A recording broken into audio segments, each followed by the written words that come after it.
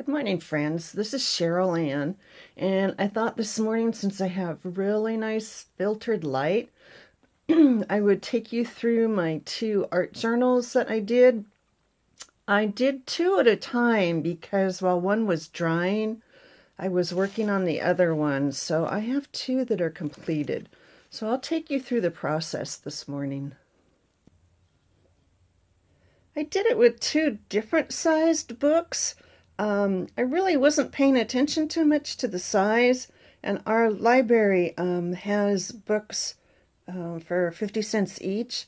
So this one is a copy of the Thornbirds, and it's actually a larger size than the other one I did, which was just a copy of a book. I didn't do anything to the cover because I love that cover. I wanted to save it. So I'll give you the sizes of the books. The blue one is the same size as this one, and I have about 3 more copies of that size. So these two are 8.5 by 5.5. The larger one is 9 by 6, and it was a new book, but this is what happened to the spine. The spine on this one completely gave out, and I went through it. I took out pages, and there are parts of this book that I've had to reinforce. The old book from the 1960s, sorry, I had to change hands, held up very well, so I'm really taking a close look now at the books that I'm choosing. This one, our librarian always puts a date. She puts them on the shelf. So open it up, look at the spine, because you're going to remove about 2/3 of the pages. Another thing on this kind of art journal is you want to have a book that, I love them from the 1960s. You can hear the paper. It's actual paper. It's not that slick covered paper like some of the books have today. And I also take out any illustrations. I'll save that one. I might be able to use it for something else. But carefully look at the book, look at the papers, because some of these you're going to glue 2 pages together. Some of these you might glue 3 or 4. So you really have to go through and delete a lot of this book so you can see that kind of old paper is really good to use. Okay, so on to the first book. I went through the Lori Marie Jenkins videos. I'll put her link below. And I basically she has 13 videos, and I started with number 1, and I went through all of them. This is her technique of using a plastic window. So you can see there's an owl behind it, and then I put a stamp on the other side. That's just one of my stamps that I had. It gives it a really nice effect. I'm really into nature, and so I was glad I could do that. This is just one of her collage techniques, and that's watercolor behind, and then she uses the Stabilo pens, and she goes around. That one I just wanted to do. It's an old photograph of one of my great-grandmothers. This technique is the pop-up. So you find your focus piece. And again, this, you can see I've got 2 pages glued together, and then you find something else for the background. And because it was so dark, I wanted to use something colorful behind it. So you look at it and go, oh, that's really dark. Then you pop it up and you see the bright flowers. So I had fun with that one. This one was just, I wanted to do something kind of deserty. So these are metal sculptures down in Anza Borrego. And then I had a postcard. She also puts the white dots around things for emphasis. And I didn't want to go out and buy a bunch of things for this. I did have to buy some art materials, but I had just some plastic out in the garage, so I brought it in. This is another window. So it goes from on both sides. So here you see the trees, and if you flip it over this way, you see the tent. So I like that. That was really fun. And again, this was, I think, 3 or 4 pages glued together. This is a stencil technique with black gesso. I really had fun with that. This is a different technique. It's a black gesso with a stencil, and then you take sandpaper and you rub some of it off to see what's underneath. This one is a fold out. And again, I didn't put anything on the plastic on this one. So here you have the couple taking a nap at the park. And I found this in a magazine. It said, "Be uncool." I like that. And then I just put this picture on the next page. These are the pockets, and she shows you on one of her videos how to make the pockets. My husband really loves these pockets. He's like, "Oh, those are cool." And again, she shows you how to put the fabric on, and I think, again, this is like 2 or 3 pages glued together. So, you know, you do use a lot of the pages in your book. Just another collage. I just wanted some different colors. Oh, these are her tabs, and these are really fun. She sent me the template for the tabs. So on this side, and there's 2 of them. I'm sorry for all the thumbs in the way. So this one uncovers this one, and then this way, these uncover this. So this took a lot of time, and this was a lot of pages too, because I think it's 3 and then 2 and then 3 together. So that's a lot of pages.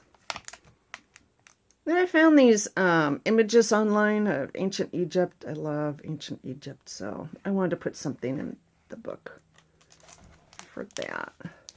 And again, this is just another collage. I found this image and I wanted to use it in here. Again, that's just watercolor behind it. And again, this one, I had a children's book with this image.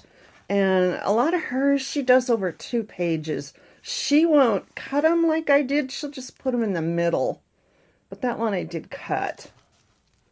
Now we're coming toward the end of the book because it's getting near the end here. This is a pocket.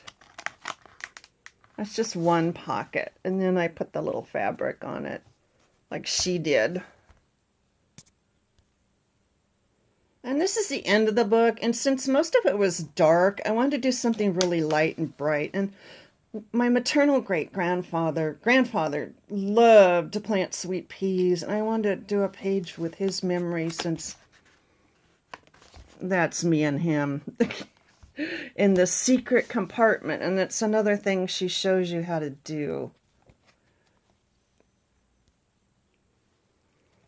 So this is the completed book, and this cover held up really well. And like I said, I didn't want to do anything with the outside. I'm just not, you know, I never took art in school. I'm not an artist, so this was a real stretch for me. So I'm just going to leave that. She does do a cover tutorial, but I just wasn't up for that. Then the second book I did 2 at a time because as I was working on one, I could get the gesso on and let it dry and work on the other one. So I'm not going to show you every page in this one because there are some that are absolutely hideous. But I like this one. It's the wonder of it all, and the little boys outside at night looking at the stars. And again, it's just a collage with a watercolor background. She does seal everything with Mod Podge. And I went through 2 jars of Mod Podge for these books. And again, here's another page with the pockets. And again, by that time, I just wanted something bright. And again, here are the tabs. So I didn't put anything on this page. Here we have, you can hear the Mod Podge. It does kind of stick. She suggests rubbing a little bit of talcum powder on your hands and then on the pages so they don't stick. I wanted to have kind of a Viking theme because my dad's people were Vikings. So those are the tabs for that one. And actually, my last name is Old Norse. It means God bear or divine bear. So I figure somewhere along the line, I must have had an ancestor that killed a bear. Was a Viking. So we go from Vikings to ballerinas. Of course. That makes sense, right? So this one I didn't cut in the middle. I actually glued it like she does down the middle. They were just so pretty. Sometimes they come to the McCallum Theater, which is just down the street. So I'm going to include that. And again, here's my picture window. This is just regular plastic, just pretty hard plastic. I found this in a children's book. I really like that.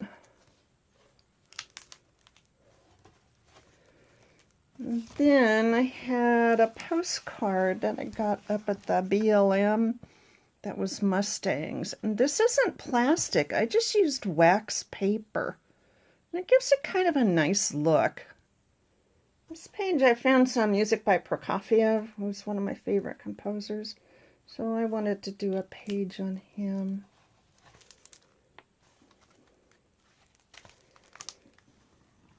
This one is another one with the texture paste and then the black gesso behind it. I really like how that pops out.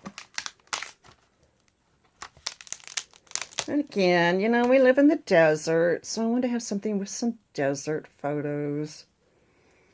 This is acrylic behind it. This one was just another one, just kind of a collage. This is just scrapbook paper.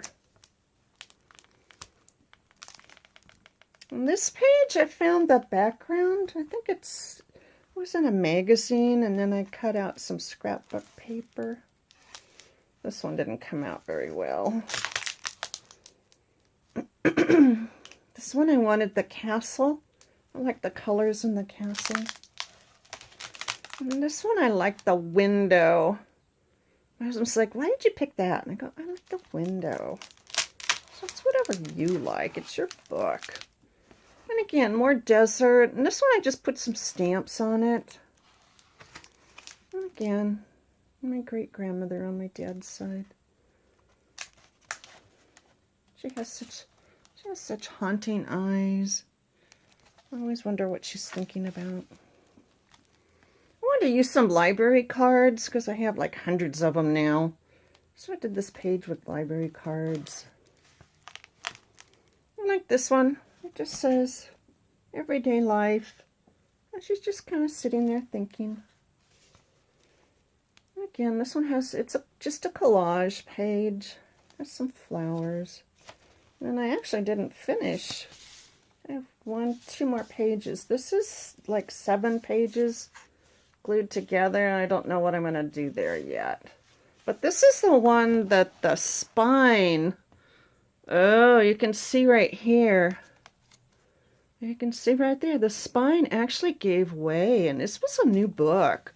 So maybe I just didn't take enough pages out. So that's something to think about. So anyway, those were my 2 art journals that I've done. I would love to do another one, but these 2 took me over 3 weeks, almost a month. So it is a long process. If you decide to do one, enjoy, and please share your results with us. We'd love to see it. Thank you, and have a great day. This last day of 2017.